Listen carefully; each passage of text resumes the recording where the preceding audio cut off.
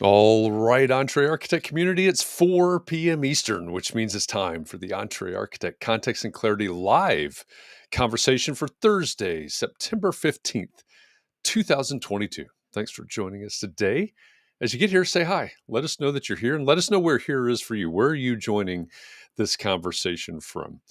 If we've never met before, my name is Jeff. I come here every weekday afternoon at 4 p.m. Eastern for one reason, so that we can find clarity around the things that matter most to you, the architect. It doesn't matter if you're the employee of a firm or you own your own firm. Maybe you've circled a date on the calendar. You said 2022 is my year and you're on the runway to starting your own thing. Or maybe you have owned your own firm for a year or 10 years or 29 years and you're starting to rethink or reimagine what that firm could or maybe even should be. All of the topics that we cover, one topic every day, they all fall under the broad umbrella of the business of architecture. And they're all the need to know topics for the success of entrepreneur architects just like you. So thanks for joining us. Great to have all of you here today. As usual, for Context and Clarity Live, I am joined by my co host, Katharine MacPhail. Hi, Katharine. Hi, Jeff. How's Massachusetts today? Awesome. Awesome. Is I it told ever you, not? yes, I Okay. complain most of the time, Jeff. Today it's awesome. So I got I have a picture here of Tony Smalls, that painting horse I was telling you about before. I got a Yes. couple of his pieces this week, so Nice. I'm pretty excited. All right. Maybe we could bring Tony Smalls onto the show one day. He's not a talking horse though. He just Oh, paints. I thought he was Mr. Ed's nephew, though. No? I'll send you some videos. It's very good. All right. Well, we'll check out Tony Smalls. Anyway. That's cool. So when will you have the paintings hung behind you? Oh, I have them right now. So if anybody Okay. wants to watch tomorrow afternoon, I won't have my screen up, and I can show the paintings. Awesome. All right. Yep. Check it Yep. out. We will be waiting for the unveiling tomorrow. That'll be cool. Yep. I'm looking over at the comments. Let's see. What is Restream telling me here? I see first in the room today is Christian from Ithaca, New York. He's first and second in the room on two different platforms. That's somehow That's quite over the the top. overachiever. Yeah, that's way over the top. Christian, welcome back. Glad you're joining us today. You're first in the room, which means that you were the winner of today's John Kinney Memorial Crocheted Bathtub Award. So congratulations on that. I guess on the YouTube side, you were in first, and then Facebook. Chris Novelli is listening in from the lawnmower. Okay, that's next level multitasking there. Welcome back, Chris from Massachusetts.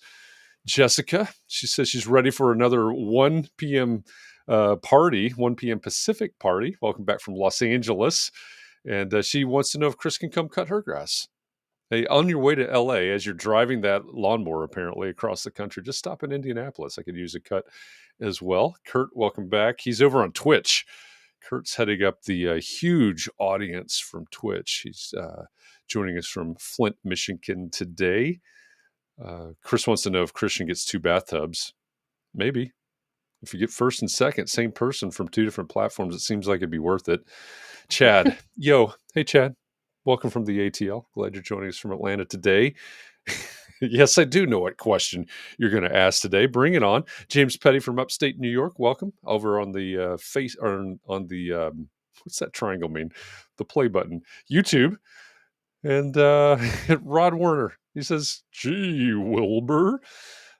He remembers the talking horse. John Jones, welcome back from Connecticut, the 06880. He's across the street from Starbucks.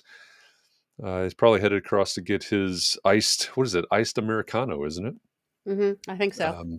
I'll take a hot macchiato, double, 2 shots, please. Let's see, Christian says he went to YouTube to beat Scott and back to Facebook. That's next level competition too, by the way, which is why we have that award. And Mark, welcome back, Mark from Waxhaw, North Carolina. He's not the first in the room, but he's the first from North Carolina. Welcome back, Mark. Anybody else, if you're out there, maybe you're over on Facebook and you're commenting away and you go, hey, why are my comments not showing up on the screen? Well, it's because you're in a private Facebook group, either the Entree Architect Community Facebook group or the Architects and Allies Facebook group. Facebook has rules. Privacy policy, I think is what they call it. They can't let your name, your likeness, or your comments out unless you give them permission. So if you're there, you're commenting away, they're not showing up, there's a URL in the bottom left-hand corner of the screen right now. It's chat.restream.io/FB, like Facebook. Type that into your browser window. Open another tab so you don't lose us here, but open another tab. Put that in your browser window. A couple of clicks later, you'll give Facebook permission to let your comments out. All of the problems of the world, at least your world, will be solved at that point, and you'll start showing up here on the screen. So check that out if it's not working for you. Jessica wants to know where Scott Thrift is. It is very unusual not to have Scott Thrift in the room from San Diego by now. Diego's joining us over on YouTube from South America. Glad that you're joining us today, Diego. Mark says double macchiato, hot, 2 shots.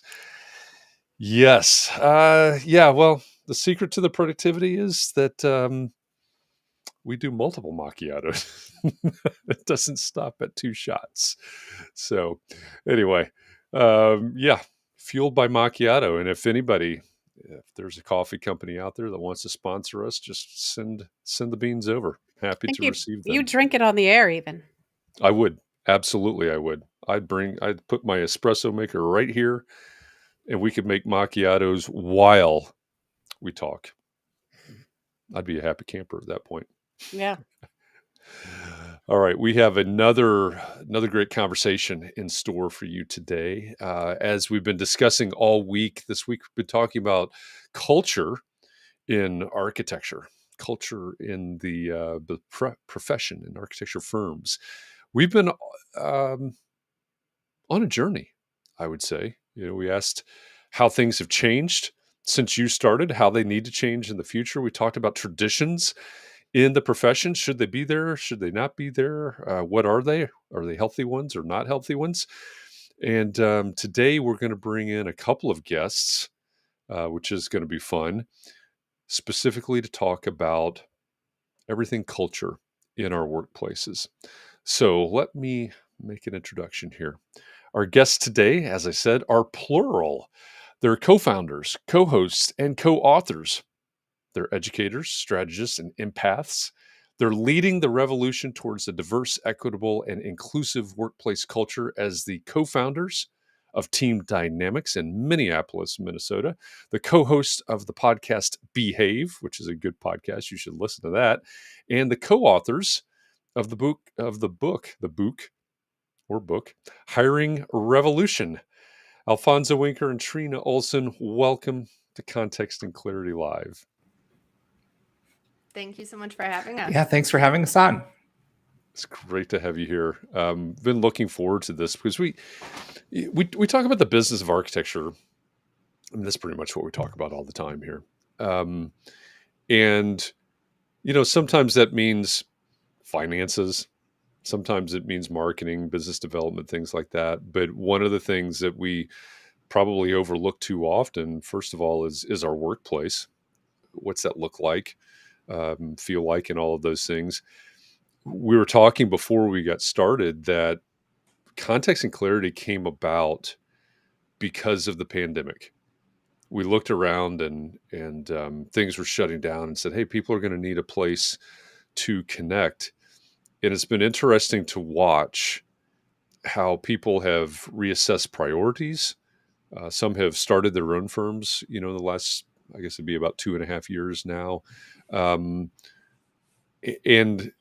we're creating cultures every day and changing cultures every day. So I'm really looking forward to this conversation and learning from the two of you what you see, as we look towards the future, right? March of 2020 is the past, not so distant past. A lot has happened since then, but what's coming in the future? And I guess to steal part of your tagline, what do we need to do about it? How do we need to shape this future that's coming? Yeah, I think one of the things that is so surprising when we work with clients and we have a really robust architecture portfolio, which is super fun, is a lot of folks have been behaving for a long time as though culture is happening to them. Also talking about culture as though it's static which it never has been. So whenever Alfonso and I are talking about culture, or anybody at Team Dynamics, we sort of have a 3-part definition, right? So we say culture is patterns, so the way we do things, that we use to make meaning. A whole lot of patterns don't mean much until we decide what it means between you and me together. And then where the edges are. So what's appropriate or inappropriate. And I think the pandemic, and it's something we talk about all the time, surfaced what was lurking under the surface for a long time. So it isn't even necessarily that workplaces needing to navigate caretaking is new. It just like couldn't be ignored, right? It wasn't even that different folks were given different responsibilities or having different amounts of trouble working in a different environment. It was like, yeah, all of this was pretty predictable, but we didn't know it was going to come in this exact package. Yeah, I think that's a great point. I love that idea that culture isn't static, because it certainly isn't. I think it was Tuesday started with the question, what when you started, when you graduated from school and you got your first job and things like that, the workplace was like this. But here we are today, and then I was reminded very quickly, hey, I don't feel like I can speak to that because I didn't start that long ago. I have in my head that everybody started when I started 30 some odd years ago, and not everybody has. So then we incorporated, well, what about the future? And it's, we are on this journey together. I think another thing that concerns our audience a lot, our community a lot, is also the fact that we've got 4 generations in the workplace right now, and which I think is fantastic in some ways, because we have one end of the spectrum that can educate and mentor the other end, and vice versa. Because when I go teach my classes at Ball State, they're often educating me on some of the technology things that I'm failing on, right? So it goes both ways. I love that. We're on this journey. So how do we shape this? How do we advocate for what we want? Maybe is a question to ask. What we need. So I think something that you're pointing at, Jeff, when you talk about the multiple generations, the fact that some of us are thinking about how things were when we came into the industry, how things are now, how we want to co-create what's coming up, is it's important to remember that we're all projecting our own preferences onto each other. That's a great point. So when Trina talks about patterns, I have a sense of culture, or what is sort of the cultural norm, even if I'm just one person. So part of how we're missing each other across generations is we don't have shared meaning of what respect or effective or efficient means. And then something that Trina is fond of reminding us is all of the research shows that each of the 4 generations feels deeply disrespected and misunderstood by the other 3 generations. So we're all walking around with our own sense of what is culturally correct because of what makes us feel comfortable, and what's necessary what's necessary now to create the futures that we want is more conversation that is about, hey, does this work for you? Here's how I'm thinking of working on something.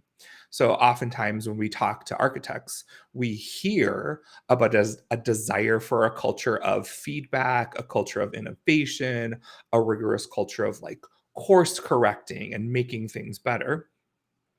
And then when people peel back the layers a little bit and talk about what that actually is a value of feedback, a value of innovation, but we want our feedback only from certain kinds of people, only at certain times, and only if the feedback sounds good to us, right? So if we think about what my expectations of feedback were when I joined the workforce, when I'm 10, 20, 30 years in, and what I want it to be, if we want to co-create future cultures, we have to say, hey, I know that we value feedback because we believe feedback is going to make us more innovative, more creative, more competitive.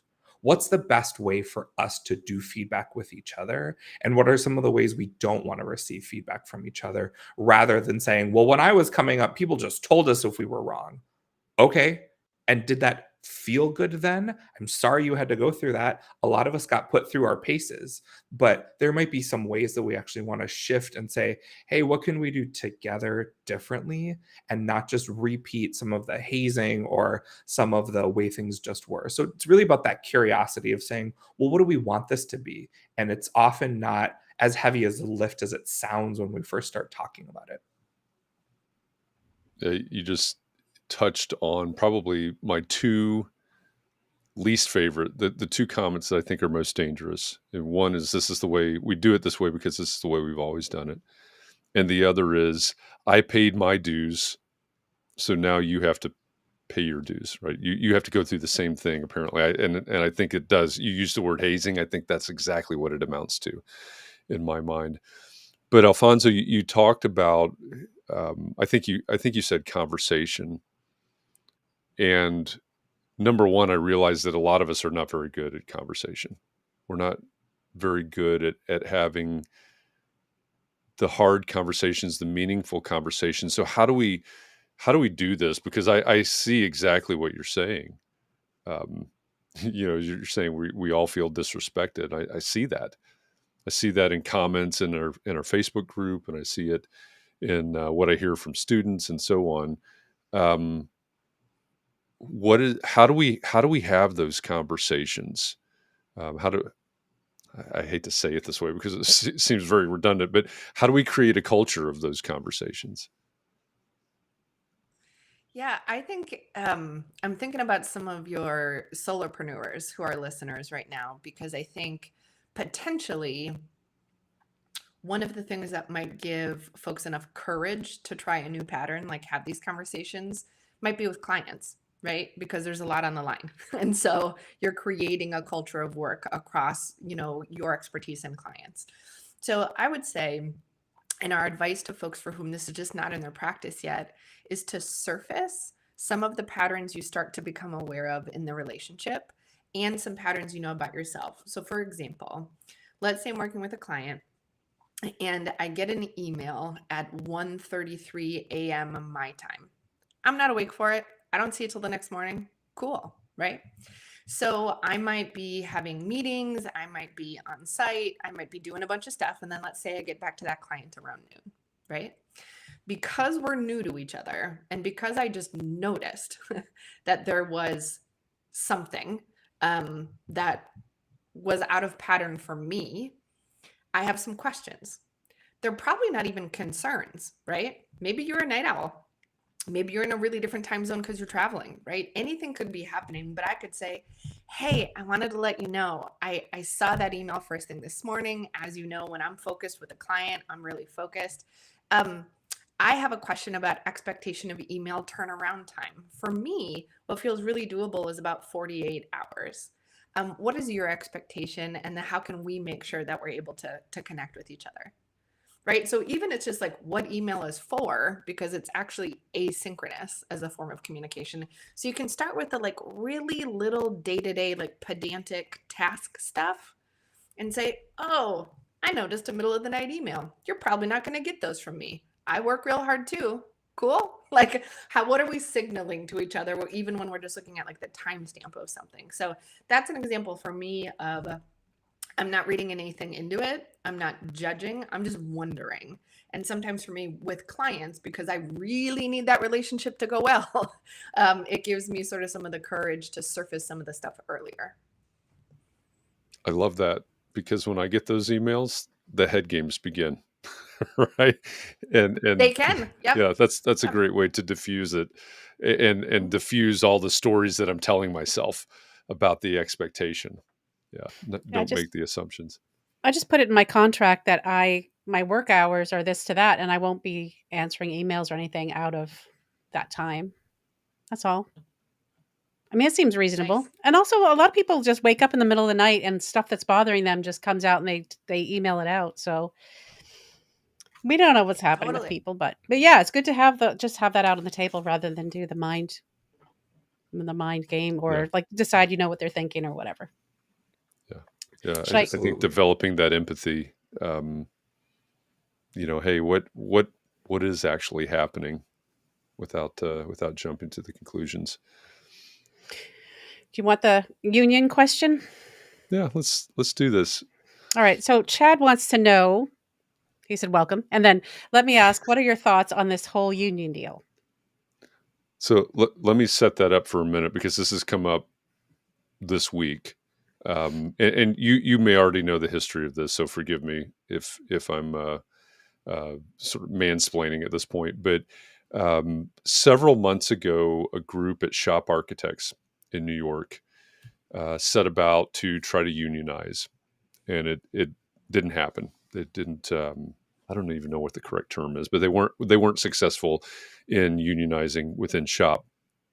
This week, I believe it was announced that at Bernheim, I think, in Brooklyn, the group, along with the support of management, was able to unionize within an architecture firm. And I forget the full name of the union, but it's the one that has to do with aerospace engineers, which I think is actually pretty cool. But to me, this goes back to something that you were both speaking to, and Alfonso, I think probably specifically when you talked about all the generations feeling disrespected. A lot of the language around the reason that they're unionizing is because of workplace culture, because of the unreasonable expectations that have been a part of this workplace for generations. So when we get into, and this is brand new, this is the first time it's happened, when we get into professional offices like architecture firms and employees feeling like, and I'm just going to make some assumptions. I haven't looked far enough into this yet, but I'm guessing this is probably, at least the younger two generations of the four probably driving this. I may be completely wrong, but that would be stereotypically, that would probably be our expectation. But when we get to the point that people are saying, hey, we need to form a union in order to accomplish what we think we need to accomplish, what is that signaling? Maybe number one, and what do we do about it? How do we respond to it, react to it? It's a big conversation in every industry right now, It is. right? And good news, bad news. So Trina and I are kind of nerdy about the history of labor organizing and workers' rights. So we're pretty excited about it. We are philosophically and politically pro-union, like at a big picture. So just to like color what we're both about to say on this matter is like, we also think unions serve a really specific function. So if when we're thinking about any time we're trying to form an opinion about a union, we have to remember that the function of unions is to protect workers from shareholders putting profit interest over the safety and well-being of workers, right? So unions got put in place as effectively a compromise, right? So when we think about 5 days a week and an 8-hour day, like that's not actually what folks were asking for. They were asking for even less, but that was the compromise. So it was about unions are about this stopgap for when shareholders are exploiting workers. And I think exploitation falls along a spectrum and is really gray. I don't know either of those particular cases and what the grounds of quote exploitation may or may not have been. But I think one of the challenges of white collar workers advocating for unions, and I'm not saying all yes or all no, one of the challenges of white collar workers advocating to have a union is there are ways in which it actually limits creativity and voice, especially in an industry like architecture, where we might have a 1:30 a.m. thought. And now, do I have to get permission as a worker to share my 1:30 a.m. thought? Or where am I in terms of union seniority? And what would happen to me? Or do I have to then log into some sort of system and clock off hours time, right? So I'm just trying to complicate the question. I'm not challenging whether or not those workers were having an exploitative experience. Probably a lot of us are feeling exploited by the people that we work with or that we work for.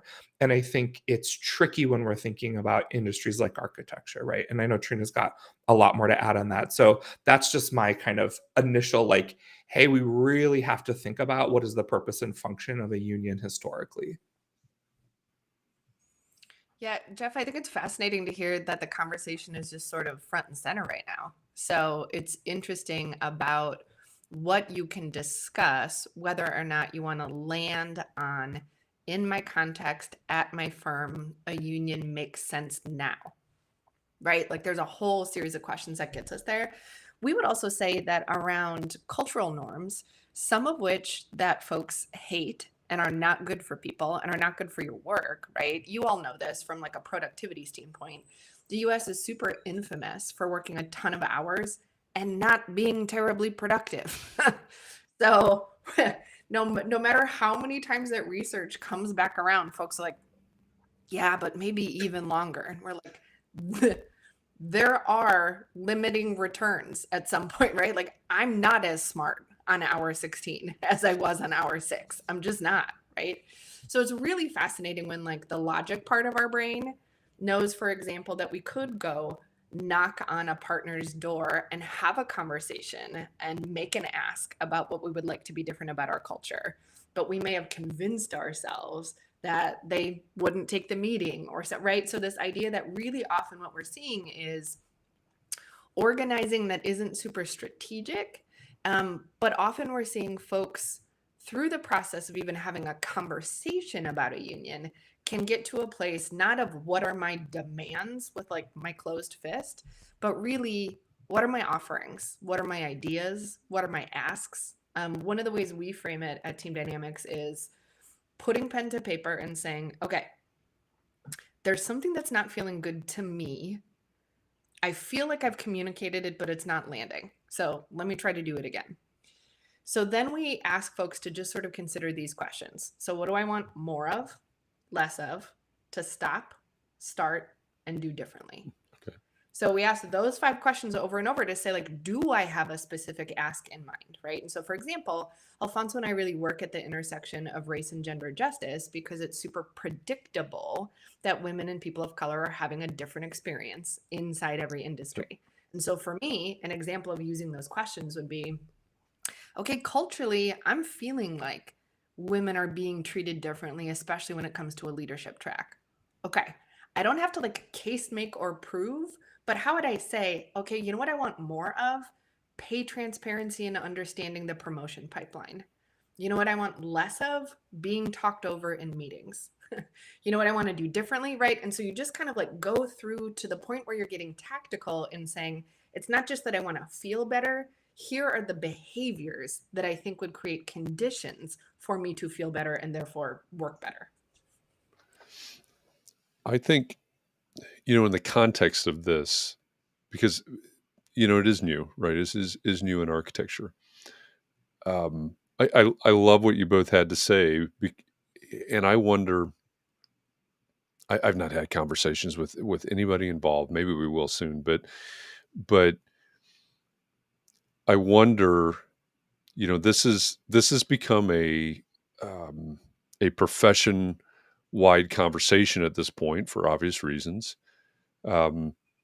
This has been a conversation at the firm level, at least within Shop and Bernheim, the two, these two places where this has come up so far. When we look at this from the profession point of view, whether or not this really takes hold, how do we need to think about, because I love what you're saying. I don't think there are very many people disagreeing with the idea that some things need to change. Like you said, Alfonso, I'm feeling exploited. What does that even mean? I don't know. I mean, I think I think we've got lots and lots of examples that could come up in the comments here, but so what's a different approach? And just like you said, not saying this is right or wrong or otherwise, what's a different approach to um, a revolution? One of our community members talked about it in terms of a revolution, not violently, but a revolution within the workplace. Um, what would it take to create a revolution that changes the culture of working in architecture? That's Yeah. a big So in our question. book, Hiring Revolution, so we write about workplace revolution all the time. There's a whole chapter called The Responsibility of Revolutionaries. And one of the primary things that we say is that we all have to stop waiting for permission. So the truth is, industry leaders are not necessarily incentivized to change culture. I'm not saying industry leaders are the only people to blame for cultures that feel like they exploit workers. And oftentimes we spend a lot of time critiquing whether it's shareholders, owners, people who set standards through AIA, whomever it is. We imagine someone who has more or different power than us, and we sit around waiting for them to have the light bulb moment to say, oh, we should change culture. And the truth is, for any of us who have ever been to therapy or to executive coaching, we know that when we start behaving differently, other people have to start making different choices with us, near us, about us, right?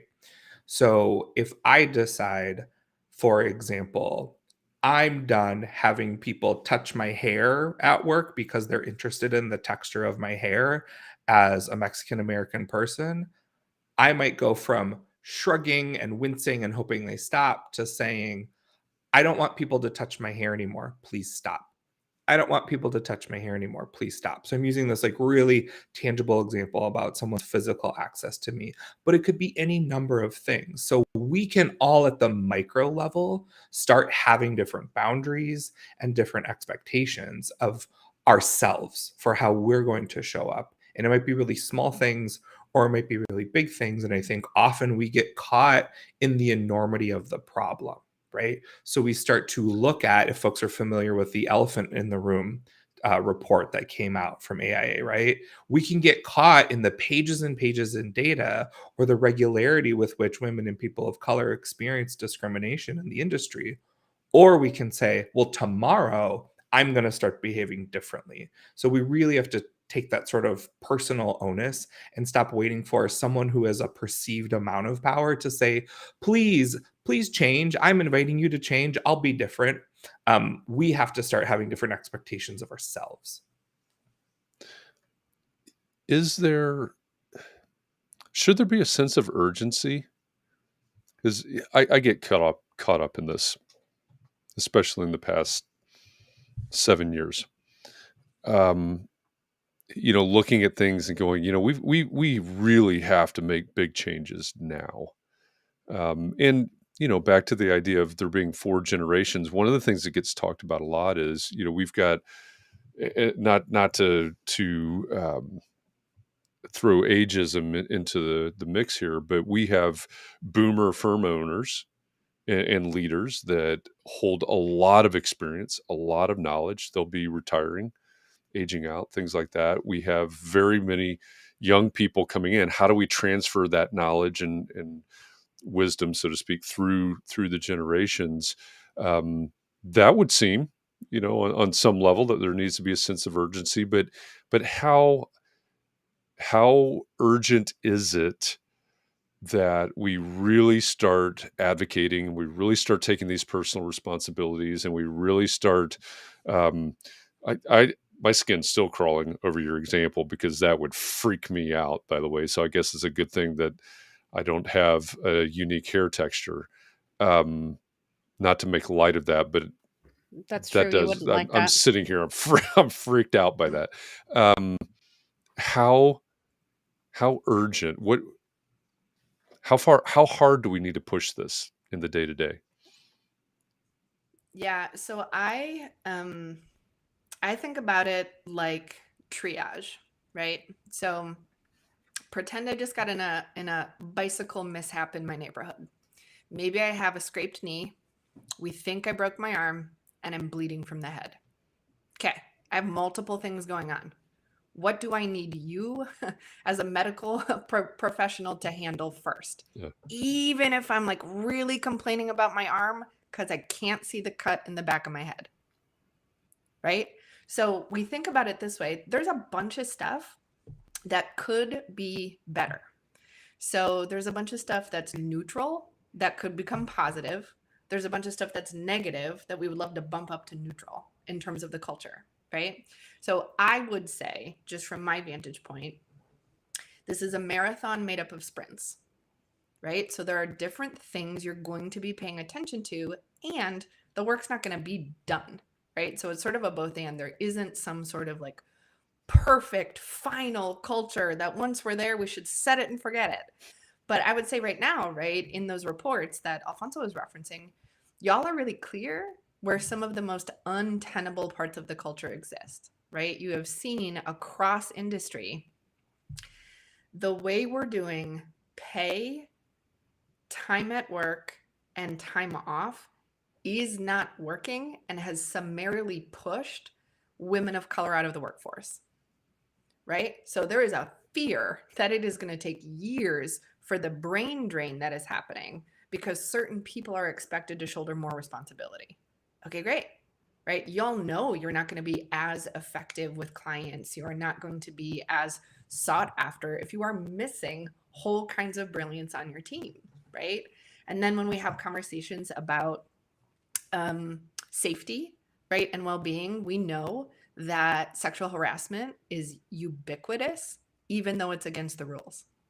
So what are we going to do about that, right? The idea that if we make it impossible for people to concentrate at work, how are they going to be impactful and eventually get to sort of live into their full leadership potential, right? So I think for us, there's a lot to be tended to. And like Alfonso said, that can feel overwhelming. We just kind of put our heads down and make a list and say, okay, where is sort of the most danger right now?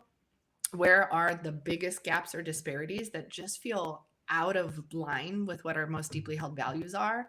And then when we hope it feels empowering, then you take incremental steps on a daily basis to fix it, right? So it's not just waiting, wondering, talking. It's great. What can we try this week that would close that gap or get us closer to a goal? So I think it's urgency and forever all at the same time. I like that. And you're talking about that on a granular level, right? Going back to what Alfonso said, you're talking about that on starting at a personal level, right? Yeah, absolutely. So part of it is how are Alfonso and I going to navigate our time off as co-founders of a firm when it's hard for us to be away from the office at the same time? He has caretaking responsibilities. I have caretaking responsibilities. Some of our time off is planned. Some of it is unplanned.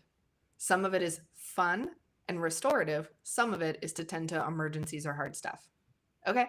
So we start as co-owners of a firm saying, I bet stuff is going to come up over the course of the year. It's not that we can plan for all of it and we're not clairvoyant, but like we got some guesses about us getting sick, somebody else getting sick, maybe needing to travel, right? Like, okay, so let's map it out and make a plan at our next retreat to say, so how are we going to do time off in a way that feels okay for both of us, given that we're different people with different needs and we might be feeling that pressure of being in the office or else. What happens? How do we take that to the next level? What happens when? I guess that's two different questions in my head, isn't it? So if I'm working in a firm and I need to take personal responsibility for this, what are you going to do about this? Maybe it's a larger firm, and I don't feel supported, or I feel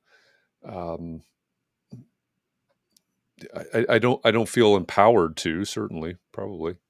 What do I do then? How do I find the courage to make these changes, take this personal responsibility? So I think there's a couple of things that people can do. One is, in my experience, in your industry in particular, the bark is worse than the bite, meaning people are really invested in telling the story of how shitty it is.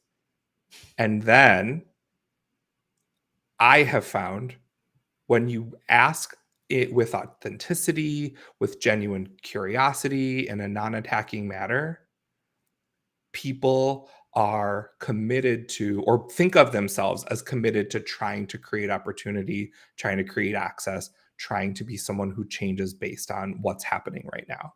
So I think one of the things we have to do is remind ourselves that the story about someone or some place being unwilling to change is likely a little bit bigger than it actually is.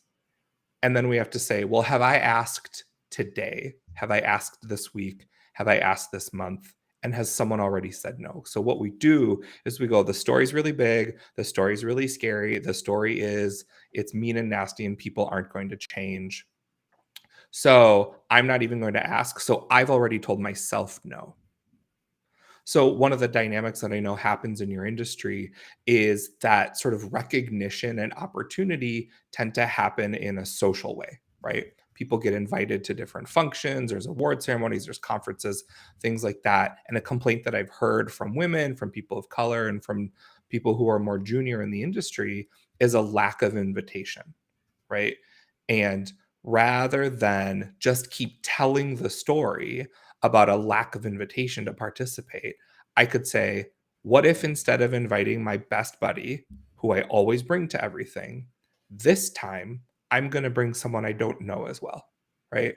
So instead of going like, geez, we got to change, and like nobody's going to change, I could stop behaving like the question has been asked and answered and start behaving like, well, somebody somewhere is going to say yes. So we will often say like, let's stop accepting the premise and start saying, no, it's going to be different. So I'm going to start moving in a particular direction. I like that. It's almost reframing, or maybe literally reframing at that point. Yeah. What happens when when we look at if we zoom out to 30,000 feet, we can look at this in terms of our firm, and whether it's a sole practitioner or it's a larger firm, we can look at it. You've referenced the AIA reports. We can look at it at the industry level. Then, of course, we can go even further to the societal level. A lot of stuff has happened because of COVID, because of a lot of things in our country, and I understand we have an international audience here, so trying to keep this from being a completely U.S. centric question. But when we have the ebbs and flows, and sometimes some pretty drastic changes and brutal changes in societal outlook, what responsibility do we have in that moment? And when it's often, you said, Alfonso, in our industry, the bark is worse than its bite. And I kind of chuckle because I think you're exactly right about that. Kind of thinking back, we love to tell those stories. Well, I had to pay my dues. And I've heard a lot of people tell me that, when I was young, and when they turn around, it's like, do you really want people to suffer the way you do? I think most of the time, at least in the industry, the answer is no. But when we hear that over and over and at different levels, and how do we respond to that? Maybe it's the same question over and over that I'm asking. I'm not sure. Well, I think Jeff, you're sort of dipping your toe in the water of what most industries are having to wrestle with, which is that the bodies of people who work with us are being politicized. Hmm. So whether or not people feel political, right? There are some hot button issues. I was just doing the count the other day. I've been alive for 8 presidents. Okay. There's been quite a pendulum, right? And Yeah. if we all do the count, like, okay, things have shifted. And I'm not only talking about at the federal level, right? But when we think about the responsibility we are choosing to have by being in a firm by being in leadership, by being responsible for navigating things like healthcare benefits, really thinking about how in a capitalist economy, people's jobs are the way to get access to health, housing, food, and well-being. Okay, that was like a lot, right? When I'll never forget when Alfonso and I signed our paperwork with the Secretary of State to like get our tax ID number, and we were like, "This is getting really real. This is getting really real."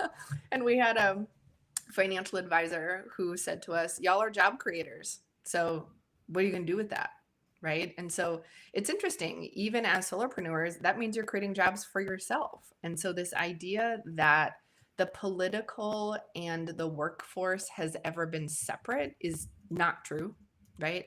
And also, Alfonso and I have yet to run into an industry where folks aren't navigating a workplace that is multi-party, that is multi-religion, that is multi-class, that is across disability, across sexual orientation, right? So this idea that if we are in a mix of any kind that's meaningful, you will have people in your workforce that have a variety of needs.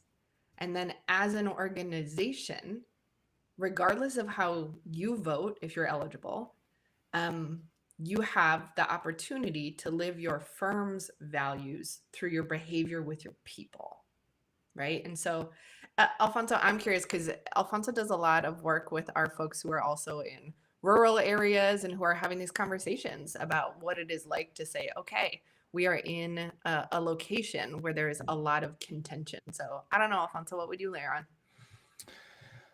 on? Without repeating myself, yeah, I just think that we love to admire problems. And that is cathartic. It can really scratch an itch. But at the end of the day, the problem remains. And I think that oftentimes many of us are interested in the esoteric or philosophical or theoretical notion of culture and the future of workplace culture, but we have yet to develop any kind of practice around it. So what do I mean? I used to do long distance cycling. And so if someone were to ask me today, like, hey, do you want to do a 50-mile ride on Saturday? I might say, that sounds really cool. I'm interested. I probably wouldn't get much farther than about 15 miles before I really started feeling pretty exhausted because I'm out of practice. So I have a sense of what riding my bike 50 miles looks like and feels like and can be. I can imagine it, right? It's not so far out of reach. But when it comes to being somebody who actually wants to be a person who can ride his bike 50 miles on Saturday morning, that's going to take practice.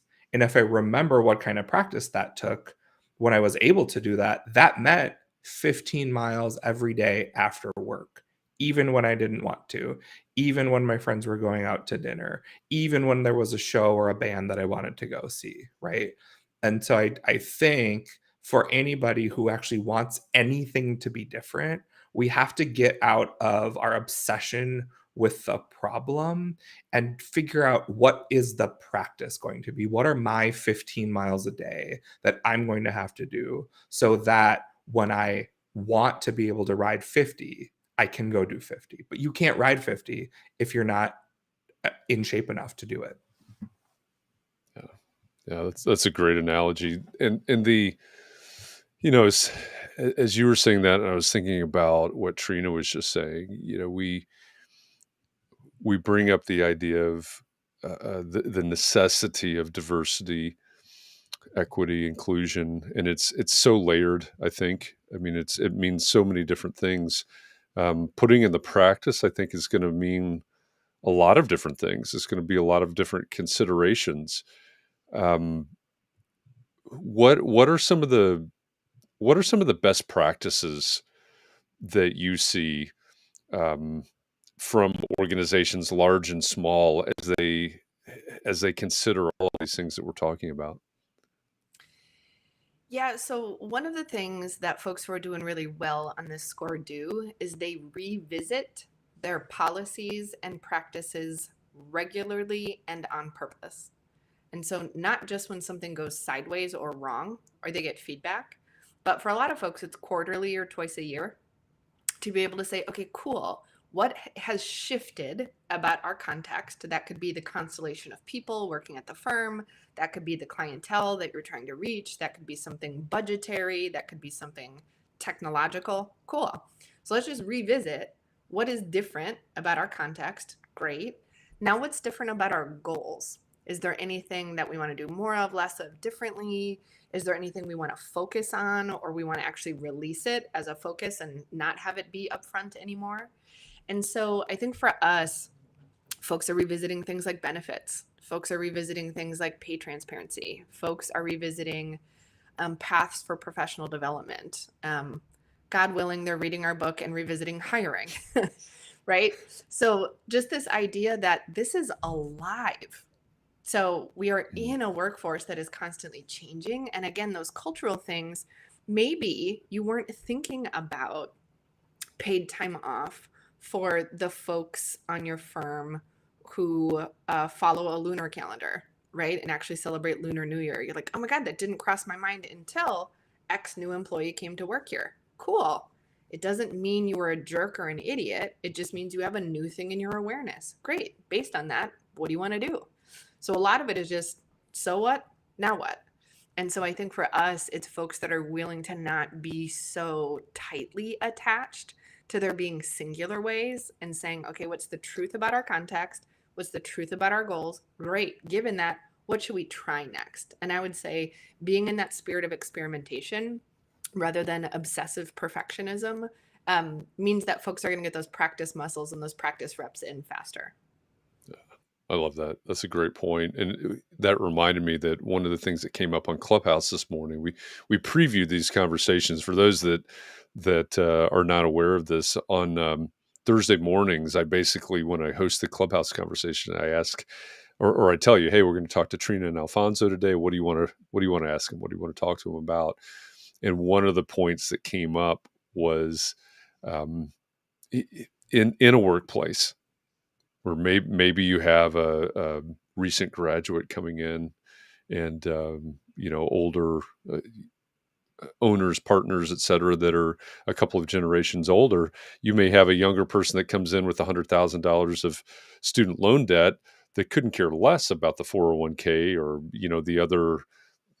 I don't know if we call those traditional benefits or what those things are called, but the idea that a one size fits all benefits package or approach is probably not the best for recruiting and retention in this brave new world that we're in right now.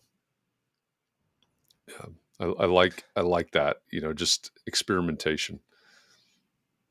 Yeah, absolutely. And I think that's one of those questions where it invites us to say, are we trying to solve new issues with old tools? Right. So we want to be attractive and retain a dramatically different workforce with dramatically different expectations. And what we're showing up to the conversation with is a bunch of tools that worked 10, 20, 30, and 40 years ago. And so are we going to be the people who try to just recreate the past, or are we going to be the people who actually ride the wave into the future by saying, we're going to pose the question, we have X budget, right? So we're not saying go over your budget.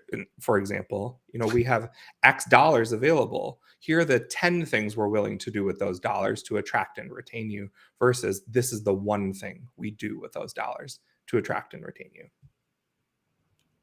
I love that. And that's a great way to wrap up this conversation. I mean, I think about March of 2020 and all the things that we had to do and learn and try and figure out and be flexible with over the past 2.5 years.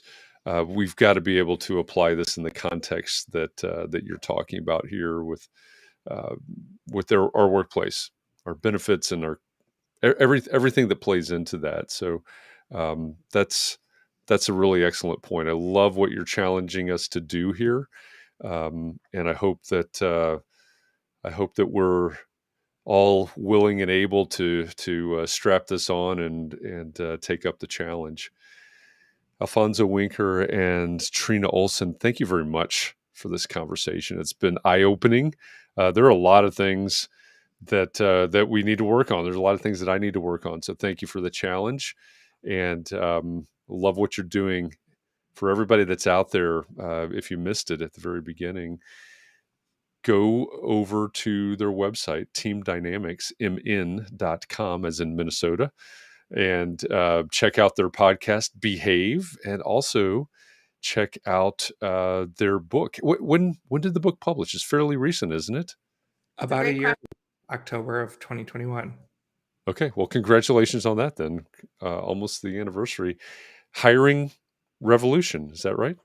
You got it. Hiring Right. Revolution, a guide to disrupt racism and sexism. And that's at hiringrevolutionbook.com. And we have over 20 downloadable for free resources that are there that folks can check out today. Yeah, And you're having a retreat next spring, I noticed.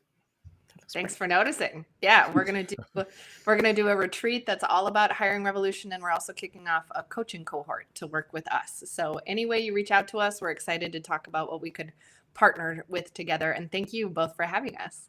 Yes, thank you. Excellent. Yeah, it was great having you here.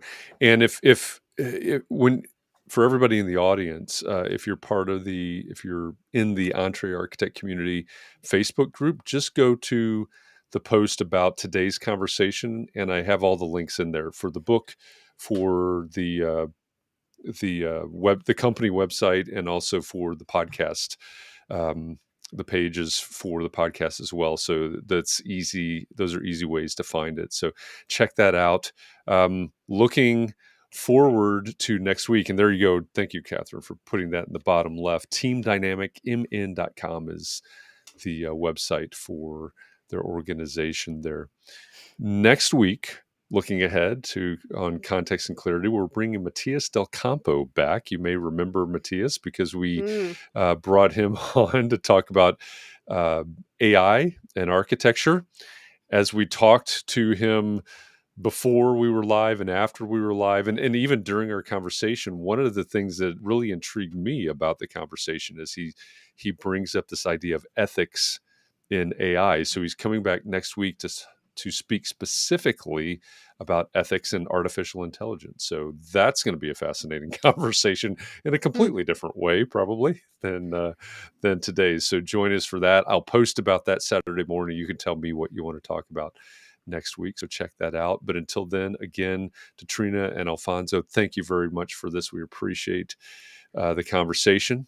To all of you out there, thank you to you, because if it weren't for you, if it weren't for this community, we would not be having this conversation with Alfonso and Trina. So thank you for this opportunity. Please be well, stay safe, take care of yourself, keep those around you safe and well. Take a little bit of time to breathe, relax, find a way to rejuvenate. We do this every day. You got to pace yourself, just like a 50-mile bike ride. You've got to work up to it. You got to pace yourself. Thanks for going along this journey with us, and we'll see you again tomorrow. Thanks, everybody.